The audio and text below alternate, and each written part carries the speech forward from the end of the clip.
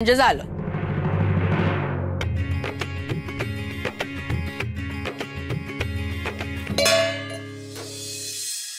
हे असं नको ना रे करूस तू.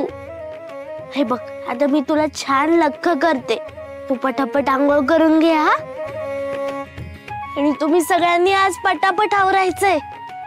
तुम्हाला एक गुपित सांगू, मी ना हासनथीवरून माती आणलीये.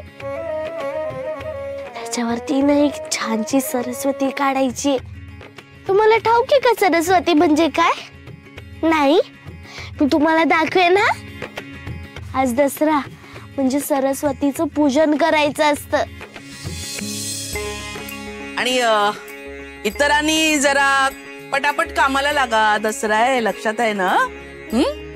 यमुने, गंगीला म्हणावं सगळी साफसफाई करून ठेव आणि पूजेची भांडी चिंच आणि रांगोळीने स्वच्छ करून घे.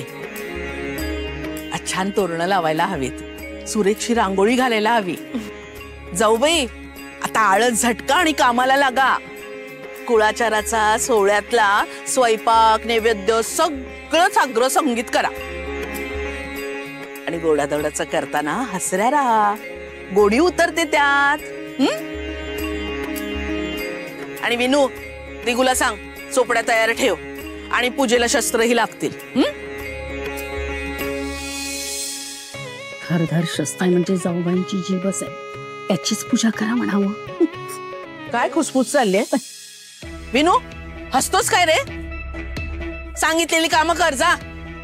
आणि हा, आंब्याच्या डाळ्या घेऊन ये.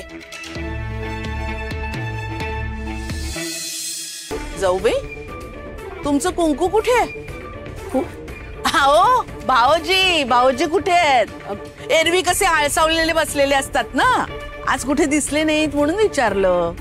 असतील इथेच, बघते.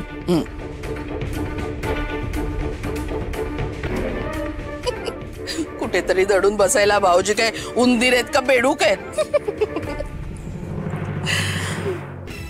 पण यमुने, बघ जरा, कमी उद्योगी नाही आहेत ते. घरात नसतील तर लक्ष ठेव. दसऱ्याचं सीमोल्लंघन करायला कुठे गेले असतील, नेम नाही. सीमोल्लंघनाच्या आणि विजयादशमीच्या हार्दिक शुभेच्छा. काय आज वाट कशी काय चुकलं तिकडची गजाननराव? तुमची माणिक आणि आमचा दिगू ह्यांची लग्नगाठ योजली होती. वांग निश्चयाचे सगळे सोपस्कार बाकी होते, पण काय करणार, वहिनीने ऐन वेळा सगळी सूत्र बदलली हो. ती सखू गरीबा घरची मुलगी आमच्या दिगूच्या गळ्यात बांधली हो. हे दुर्दैव.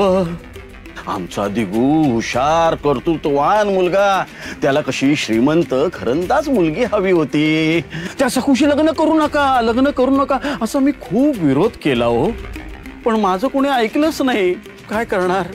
कसं असतं ना सुभेदार, काय वेळेला ग्रहमान असं असतं ना की चांगल्या माणसाची मती भ्रष्ट होते हो.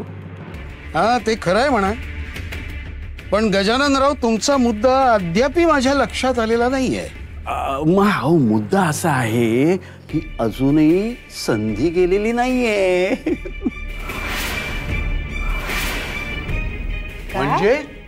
म्हणजे असं की सखू दिगूच्या आयुष्यातून कायमची निघून जावं यासाठी मी कसोशीने प्रयत्न करतोय हो.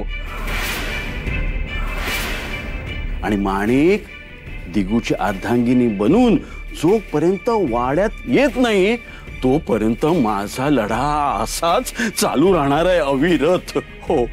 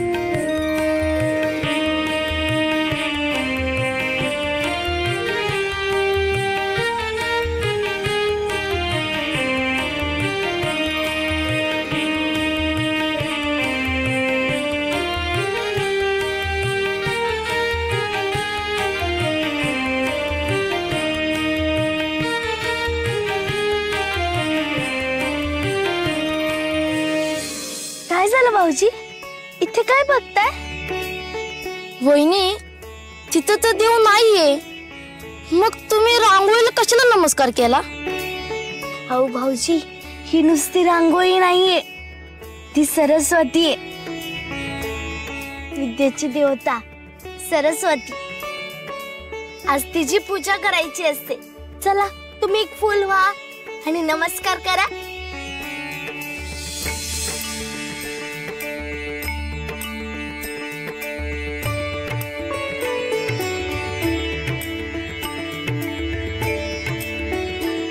तुम्ही किती सुंदर काढले हो. अशी सरस्वती मी पहिल्यांदा बघतोय. आमच्या इथं तर फक्त लक्ष्मीचीच पूजा करतात. हो बाबाजी, माझी आजी म्हणाली की लक्ष्मी चंचल असते ना, मग तिला स्थिर राहण्यासाठी सरस्वतीची पण कृपा लागतेच. हे घ्या केशर दूध. हो. वा वा वा वा, ह्यालाच तर म्हणतात खानदानी अदब आणि हुशारी. मध्यंतरीच्या काळातले वाद विसरून मी हात पुढे केला तर तुम्ही चतुराईन तो धरलात. शेवटी तुम्ही सुभेदार, गर्भ श्रीमंत माणसं. तुम्हाला बरोबर कळतं की काय सोडायचं काय धरायचं. तो सखूचा बाप गरीब कीर्तनकार मोठा सज्जनपणाचा आव आणत होता, पण काय झालं, शेवटी सखूचं पितळ उघडं पडलं. आम्ही होतो साक्षी. मनोरमेने सुनेची गावातनं वरात काढली होती. मारत मारत माहेरी नेत होती. हे मी आणि माणिक आम्ही दोघींनी पाहिलंय. नाही, पण महत्वाचं काय, आता वहिनीला कळतंय हो की माणिकला नाकारून आपण मोठी घोडचूक केली आहे ती. आणि कळणारच हो, तुमच्या घरच्या लक्ष्मीला नाकारून गारगोट्या पाडून घेतल्या हो पदरात. त्यासाठी माझ्या माणिकला किती दुखावलं. त्या मनोरमेला ना मी तेच तर म्हणतोय ना, आमच्या वहिनीला ठेवा बाजूला. तुम्हाला तुमची माणिक सुखी व्हायला हवी आहे ना. हो, मग मनोरमा वहिनीला शिव्या देण्यापेक्षा त्यांना जाळ्यात अडकवा, म्हणजे